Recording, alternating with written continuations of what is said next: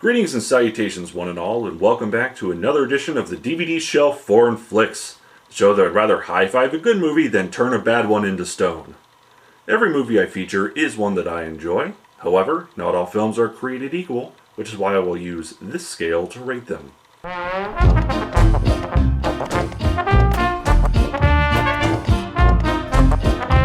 Today I have a worthy submission into the found footage genre that hails us from Norway. That's right, it is the 2010 film Troll Hunter. Now we all know that the found footage genre has gotten a little tedious. Oh, shaky cam, so scary. Well, this film breathes new life into what has become a stale and predictable genre. Hva faen dere ute etter? Dere vil filme meg mens jeg står og sier at det finnes troll? Now, found footage films aren't exactly new, but it was the 1999 box office hit, The Blair Witch Project, that really kick-started the genre in our pop culture. Even though, before that had come the 1980 Cannibal Holocaust that was so effective that many people thought it was real, and the director was even accused and tried for murdering the crew on film.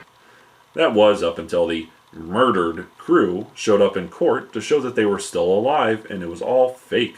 Watch it, Alan, I'm shooting. Oh, good Lord. It's unbelievable. It's horrible. I can't understand the reason for such cruelty. Now, even though The Blair Witch Project became a box office smash hit, it took a few years until the found footage genre really gained a solid foothold. Whereas there were about 7 or so found footage style movies between the 1980 Cannibal Holocaust and the 1999 Blair Witch Project, there were double that between Blair Witch and 2007, when the found footage genre really blew up with such releases as Paranormal Activity and Wreck, amongst many others.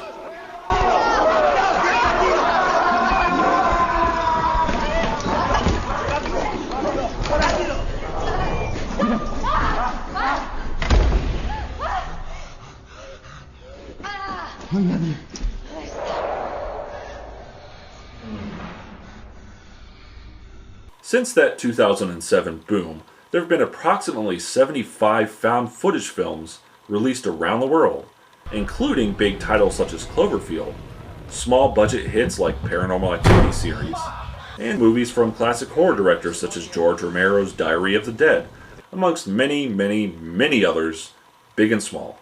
So many that this will actually not be the only foreign found footage film I will be featuring. God, that was a lot of F's.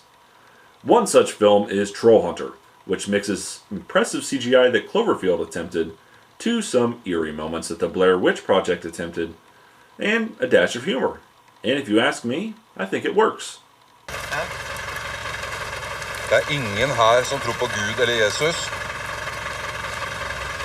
Troll Hunter follows a group of student filmmakers who are looking into a rash of bear killings, only to come across real-life trolls and the titular troll hunter, Hans.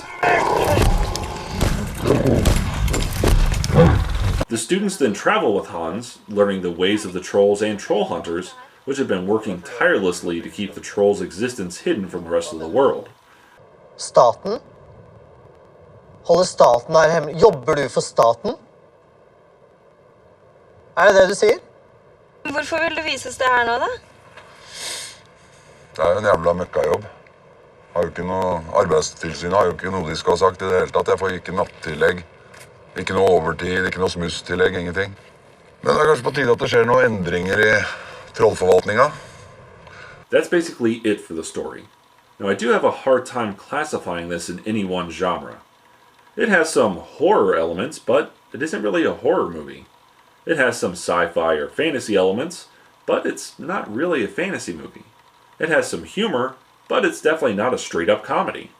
It mixes all of these elements together and covers it in a found footage wrapper, leaving us with a fun little treat that should appeal to many. Prøvde å spise opp halen sin. Stod med huet mellom beina med den lange nesa som stod ut. Prøvde å tre seg inn på sin egen hale. Og så da han svelget unna nesten hele halen, så fikk han ikke opp igjen. Så da veltet han opp på siden, og så trillet han nedover et fjell som et hjul omtrent. Now, the one problem that every single found footage film suffers from is, why the hell do they keep filming? If some 20-foot tall troll was chasing me, I'd drop the camera and run like hell. Fuck that whole, we need to film it for the world to see bullshit. I'm out. And this movie is no exception. However, it makes it more plausible over something like Cloverfield by not putting the group in such constant and intense peril. Is there danger for them? Sure, but it's done in such a way that it's much more believable for them to continue filming for the most part. So you might have to suspend your disbelief a bit when they keep filming in certain parts, but in my opinion, it's not as severe as the aforementioned Cloverfield or Diary of the Dead. Also to the movie's aid is the comedy element. This is not meant to be a straight-up horror film like many of its kind are, and that allows us to give it a bit more leeway when it comes to our suspense of disbelief.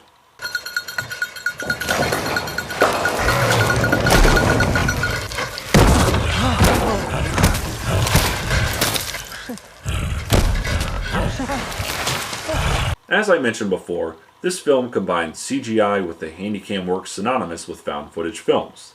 The CGI in this case is that of the trolls, of which we see many, unlike the movie Troll 2, in which we just see a bunch of goblins and no trolls.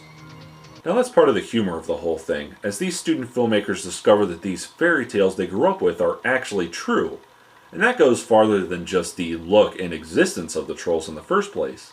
But the trolls also turn into stone in the sunlight, there's trolls that are as big as mountains, and some of these little touches and nods to Norwegian folklore might be lost on us foreign audiences who did not grow up with the same folklore.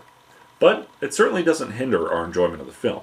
Altså, I Asbjørnsen og Moe-eventyrene så går jo troll, de går jo med klær, og de snakker som folk, og de jo som folk. Du kan bare glemme eventyrene, for unge.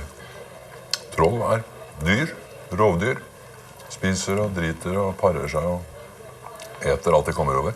And now for the rating. What we have here is a movie that doesn't try to take itself too seriously, allowing itself to make good use of the found footage genre. Now, amongst the sea of found footage films in the past decade, this is one that I think works the best in the genre and provides a fun, though imperfect, ride. So, I give it a 4. Check it out when you get a chance. And when you watch it, remember, don't take it too seriously. And for those seeking it out, you are able to find it pretty easily on Amazon, which is where I acquired my Blu-ray copy here.